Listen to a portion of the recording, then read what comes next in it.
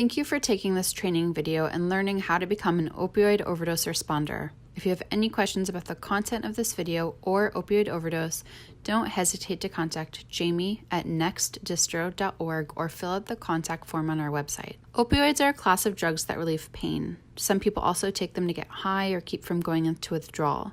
Opioids include prescription drugs such as Oxycontin, Vicodin, or Percocet, as well as drugs like heroin. Fentanyl is an opioid that is 50 to 100 times stronger than morphine and is leading to an increase in overdose deaths across the country. Fentanyl is being found not just in heroin, but in cocaine and counterfeit pills as well. An overdose occurs when someone takes more or stronger opioids than their body can manage.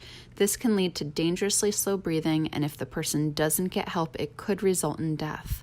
Some possible signs of an opioid overdose include being unconscious or passed out, slower or stopped breathing, lips or fingernails turning blue or gray depending on the person's skin tone, making snoring or gurgling sounds.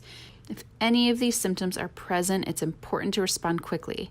Check for responsiveness. Shake and shout at the person as if you're trying to wake them. If they don't respond, perform a sternal rub by making a fist and rubbing your knuckles hard along the person's sternum or breastbone. If they don't respond to this painful action, that means it's an emergency. You or someone else on the scene should call 911 immediately. It's important to know that help is on the way and also to have backup in case the person is having a different kind of emergency. The person who's overdosed may also need more naloxone than you have.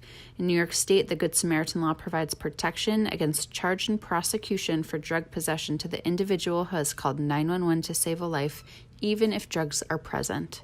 As soon as possible, administer Narcan, also known as Naloxone. This is the antidote that reverses the effects of an opioid overdose. Peel the package back to remove the Narcan device, put your thumb on the bottom of the plunger and your first and middle fingers on either side of the nozzle. Put the nozzle in their nostril, press the plunger firmly to dispense the medication intranasally. Narcan can take 2 to 8 minutes to work, and sometimes more than one dose of naloxone is needed. Don't wait longer than a couple of minutes to give the second dose. In addition to calling for help and giving Narcan, provide rescue breaths.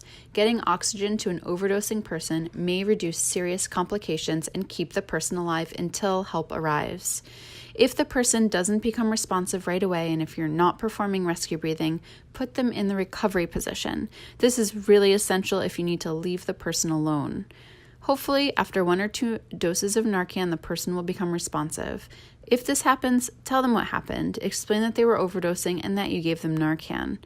If the person uses opioids regularly, they may experience withdrawal until the Narcan wears off. Assure them that their withdrawal symptoms will pass. It's important to explain that Narcan only lasts between 30 and 90 minutes and that using more drugs could increase the chance of another overdose and furthermore is unlikely to ease the withdrawal symptoms. If for whatever reason the person didn't seek medical attention, stay with them for at least 3 hours to ensure they're all right and they don't need medical help. If you've used your Narcan, it's important to us that you fill out the reversal form located on this website. You can also get more Narcan mailed to you.